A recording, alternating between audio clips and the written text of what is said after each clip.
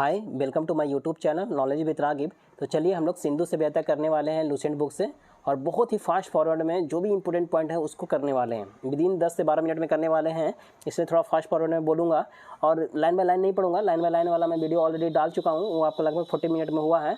तो हिंदी वाला भी वीडियो डाला हुआ है लुसेंट जीके का, और इंग्लिश वाला भी डाला हुआ है। आप जाके दोनों देख सकते हैं। इंग्लिश में थोड़ा ज़्यादा बताया है, उसको ज़्यादा इलेबोरेट करके उसमें दिया हुआ था, तो उस दोनों को आप जाके फॉलो कर सकते हैं अगर आपको चाहिए तो, आपको अगर नीड है तो, या आपको जानना हो एनीवे किसी भी तरह से नीड हो तो आप उसको फॉलो कर सकते हैं। अब यहाँ पे हम लोग सिंधु सभ्यता का लाइन बाय लाइन नहीं पढ़ेंगे, लेकिन हाँ जो भी इंपॉर्टेंट पॉइंट हर लाइन में जो भी पॉइंट निकल रहा है उस पॉइंट को सिर्फ हम हाईलाइटेड करने की कोशिश करेंगे आपको। तो चलिए हम लोग ज़्यादा टाइम नहीं लेते हैं और इस पर डायरेक्ट हम लोग स्विच करते हैं। इससे पहले जो पहला दूसरा यूनिट है या आने वाला चौथा पाँचवा सब बताया जाएगा आपको। इंग्लिश में पहला आपका इंडस सिविलाइजेशन था, इसलिए इसको कंटिन्यू उसी हिसाब से कर रहे हैं। चलिए तो हम लोग सीधे आप पॉइंट पे स्विच करते हैं। तो यहाँ आप देख सकते हैं सिंधु सभ्यता। उसके बाद इसमें बोलता है कि कार्बन 14 के थ्रू ये पता चला है सिंधु सभ्यता का डेट कितना 2400 BCE से लेके 1200 BCE ईसा पूर्व, आपको 1750 BCE समझे। उसके बाद यहाँ पे बोलता है कि जो सिंधु सभ्यता था वो ट्रायंगुलर शेप में था, त्रिभुजाकार था। उसके बाद बोलता है कि सिंधु सभ्यता कौन खोजा, 1921 में आपका राय बहादुर दयाराम साहनी खोजा। उसके बाद यहाँ पॉइंट अब आइए, इसको बोलते हैं कि सिंधु सभ्यता कौन से पीरियड में देखा गया, तो आदि ऐतिहासिक यानी प्रोटो हिस्टोरिक पीरियड में देखा गया, जिसको ब्रॉन्ज एज भी बोलते हैं सिंधु सभ्यता को। उसके बाद आप यहाँ देख सकते हैं कि यहाँ के रहने वाले जो मुख्य निवासी थे वो द्रविड़ थे, या उसी को क्या बोलते थे कि भूमध्य सागरीय थे। उसके बाद यहाँ देख सकते हैं कि सर जॉन मार्शल जो था 1924 में ये बताता है कि ये जो सभ्यता था वो नगरीय सभ्यता था, ठीक है, अर्बन सभ्यता था। उसके बाद यहाँ देखिए कि सिंधु सभ्यता जो आपको हम अभी बताएं कुछ देर पहले कि ये क्या है, ट्रायंगुलर शेप में है। तो ट्रायंगुलर शेप में जो बनता है तो कुछ इस तरह से बनता है, जो कि जिसका नॉर्थ में जो यहाँ आप देख सकते हैं, नॉर्थ में कौन था, यहाँ देखिए सिंधु सभ्यता का सर्वाधिक पश्चिमी पुरास्थल डस्का नदी के किनारे सुटका गंडोर है। तो वेस्टर्न अगर देखिएगा तो सुटका गंडोर होगा आपका बलूचिस्तान में है, जो कि डस्का नदी के किनारे है। और अगर नॉर्थ में अगर आप देखते हैं तो क्या हो जाएगा, देखिए पूर्वी अगर बोलता है, पूर्वी अगर ईस्ट में अगर देखते हैं, वेस्ट आप देख लिए, ईस्ट देखिए, ईस्ट में आपका कौन सा हो जाएगा, तो आलमगीरपुर हो जाएगा, जो कि आपका यूपी में है, हिंडन नदी के किनारे। और उत्तरी में अगर देखिएगा तो आपका मांडा हो जाएगा, जो कि जम्मू एंड कश्मीर में है, चिनाब नदी के किनारे। और आपका साउथ में अगर आप देखते हैं तो दैमाबाद हो जाएगा, जो कि कहाँ है, महाराष्ट्र में, गोदावरी नदी के किनारे, या कभी कभी परवरा नदी दे देगा, परवरा नदी के किनारे। उसके बाद यहाँ देखिए कि सिंधु सभ्यता जो था आपका यहाँ पे, उसमें अगर जो सबसे बड़ा स्थल जो देखा गया ना अर्बन वाला भी, तो ये तो सबसे पहले है ना कि अवस्था में सब क्या बोल रहे हैं यहाँ पे देखिए, तो केवल 6 ही जो था सबसे बड़ा नगर देखा गया था। उसमें कौन कौन सा था, तो मोहनजोदाड़ो था, हड़प्पा था, गनावरी वाला था, और धौलावीरा, राखीगढ़ी और कालीबंगा था, ठीक है। और यहाँ पे जो देखा कि स्वतंत्रता के मतलब स्वतंत्र जब हो गए, स्वतंत्रता के बाद क्या हुआ कि हड़प्पा संस्कृति जो है उसकी सबसे ज़्यादा जो स्थल मिला है वो तो गुजरात से मिला गया, खोजा गया। तो देखा गया कि जब हम इंडिपेंडेंट हो गए तो इंडिपेंडेंट के बाद गुजरात से बहुत ज़्यादा मिला है, सबसे ज़्यादा, ठीक है। स्टेट वाइज भी है ना, अभी सिंधु सभ्यता है तो उसमें बहुत सा क्या होगा आपका स्थल है कि कौन सा स्थल कहाँ से मिला, तो सबसे ज़्यादा सिंधु सभ्यता का स्थल जो है गुजरात से मिला आफ्टर द इंडिपेंडेंस, ठीक है। अब यहाँ देखिए ये सिंधु सभ्यता जो थी, सिंधु घाटी जो थी, आपको सबसे बड़ा जैसे अगर देखते हैं सिंधु सभ्यता का सबसे बड़ा स्थल तो वो मोहनजोदाड़ो है, लेकिन इंडिया में सबसे बड़ा स्थल बोलेगा तो राखीगढ़ी हो जाएगा, समझ में आया। उसके बाद देखिए कि राखीगढ़ी आपका हरियाणा स्टेट में है, जो कि 1969 में कौन खोजता है, सूरजभान खोजता है। उसके बाद यहाँ देखिए कि लोथल और सुतका यहाँ पे सुतका गंडोर नहीं है, समझे, सुरकोटदा। तो लोथल और सुरकोटदा जो था आपका वो क्या था, पोर्ट था सिंधु सभ्यता के वक्त। और जोता हुआ खेत जो है वो आपको और जो भी है नक्काशीदार ईंटों के प्रयोग का साक्ष्य कालीबंगा से प्राप्त हुआ है। तो जोता हुआ खेत हुआ या फिर जो ईंट था नक्काशीदार ईंट वो आपको कालीबंगा से मिलता है। और फिर मोहनजोदाड़ो से आपको मतलब ग्रेट बाथ मिलता है, नहाने वाला स्नानागार बोलते हैं, वो मिला आपको यहाँ पे देखने को मिला, और सबसे बड़ी इमारत यही है आपका। उसके बाद यहाँ पे देखिए फिर आगे आपका जो आता है कि अग्निकुंड जो था वो आपको लोथल और कालीबंगा से मिलता है। फिर मोहनजोदाड़ो जो था वो वहाँ से क्या प्राप्त होता है, तो एक सील प्राप्त होता है। उस सील पे 3 मुख वाला देवता था जिसका नाम क्या था, पशुपति नाथ। उसकी मूर्ति मिलती है उसकी क्या मिलती है, मूर्ति मिलती है, स्टैचू मिलती है। और उनके चारों ओर क्या क्या था, तो हाथी था, गेंडा था, चीता था और भैंस था, मतलब ऑक्स था, एलिफेंट था, ठीक है, गेंडा था और चीता था, समझ में आया। उसके बाद आप यहाँ देखिए कि मोहनजोदाड़ो जो था वहाँ से क्या मिलता है, नर्तकी की एक कांस्य से मूर्ति मिली है, ठीक है, मतलब डांसिंग वाला जो था, डांसिंग का स्टैचू मिलता है वहाँ पे ब्रॉन्ज का मोहनजोदाड़ो से। उसके बाद देखिए हड़प्पा के मोहर पर सबसे अधिक एक सींग वाली एक सिरंगी पशु का अंकन मिलता है। मतलब ये चीज़ देखा गया है कि हड़प्पा का जो मोहर था ना उस पर सबसे ज़्यादा क्या देखा गया कि एक पशु वाला, और आयताकार जो मोहर था वहाँ पे उसमें देखा गया कि स्त्री के गर्भ से क्या निकल रहा है, पौधा दिखाया गया है।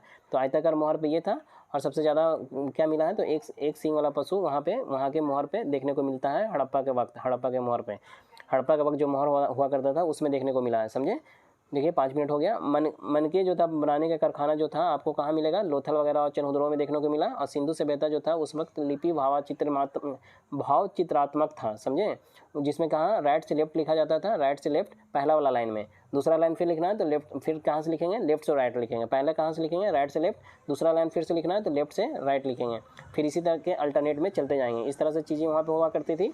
उसके बाद देखिए कि आगे सुमेरिया जो थी वही जो था लेखन कला की उचित प्रणाली विकसित यहाँ पे करने वाली पहला सभ्यता कौन था, तो सुमेरिया वाला सभ्यता था।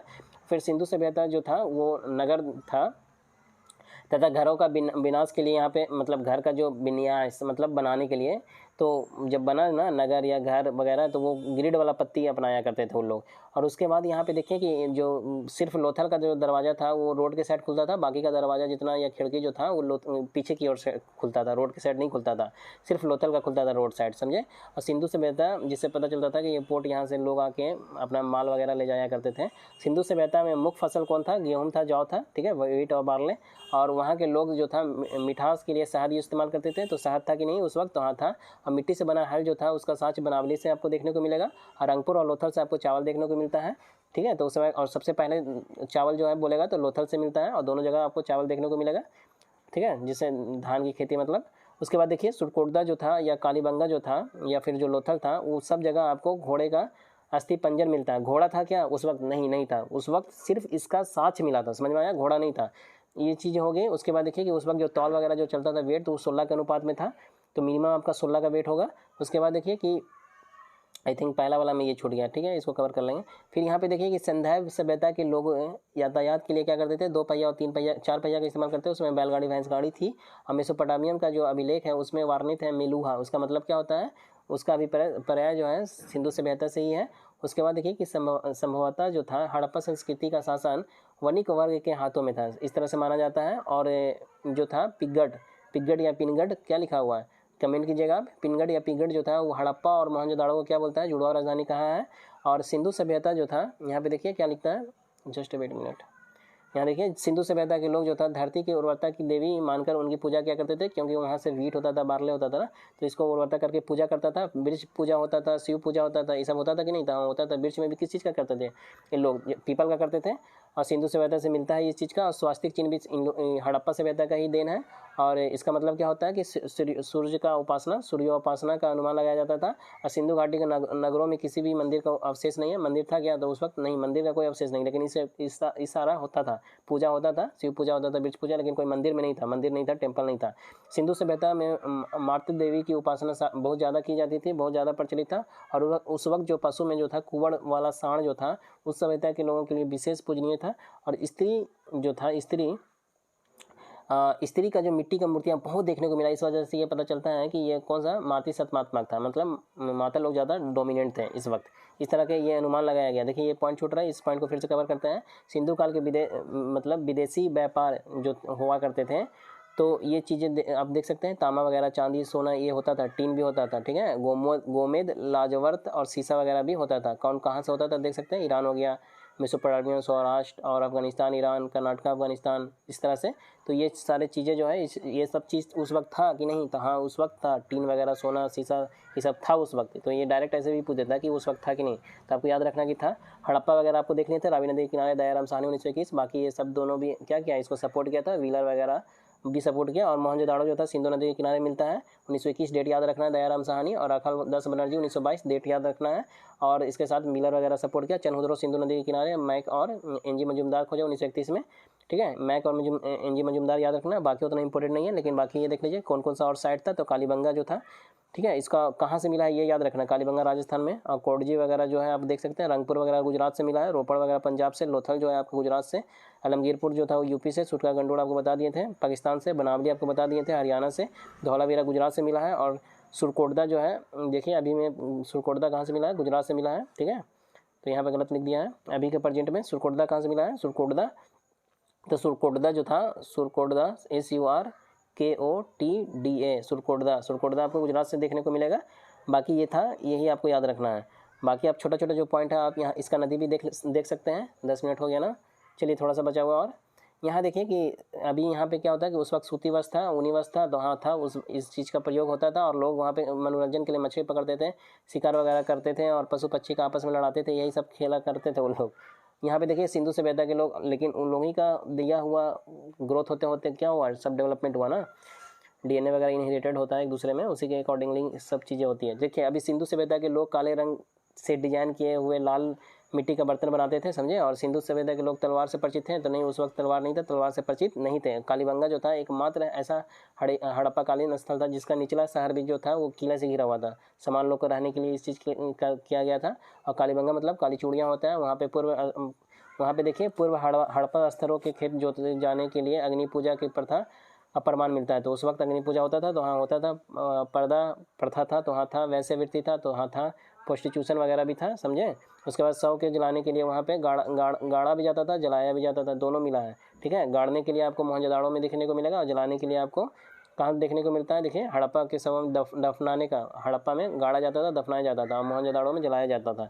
और लोथल और कालीबंगा से युग में समाधियाँ मिली हैं, मतलब युग मतलब वही होता है कि मेल फीमेल को एक जगह दोनों को दफना दिया जाए, या फिर इस तरह से बोल सकते हैं कि एक जगह पे 2 लोग को दफना दिया। तो लोथल में आपको मिला था युग्म समाधियाँ जहाँ पे मेल और फीमेल दोनों को दफना दिया गया है एक जगह पे ही। तो ये आपको उतना डिटेलिंग में यहाँ नहीं दिया है, इंग्लिश में थोड़ा ज़्यादा डिटेलिंग में दिया है। तो लोथल और कालीबंगा में ये दोनों चीज़ें देखने को मिला, ठीक है। उसके बाद आप यहाँ पे देखिए कि आग में जो पकाया हुआ मिट्टी होता था उसी को टेराकोटा कहा जाता था, और ऐसा माना जाता है कि इसका विनाश का संभवतः रीजन बाढ़ था, समझे। इसका पीछे और भी रीजन है जो कि यहाँ पे नहीं दिया है, जो कि उस बुक में दिया हुआ। होप आपको समझ में आया होगा। अगर ये वीडियो आपको पसंद आई हो तो please like share and subscribe. Thanks for watching.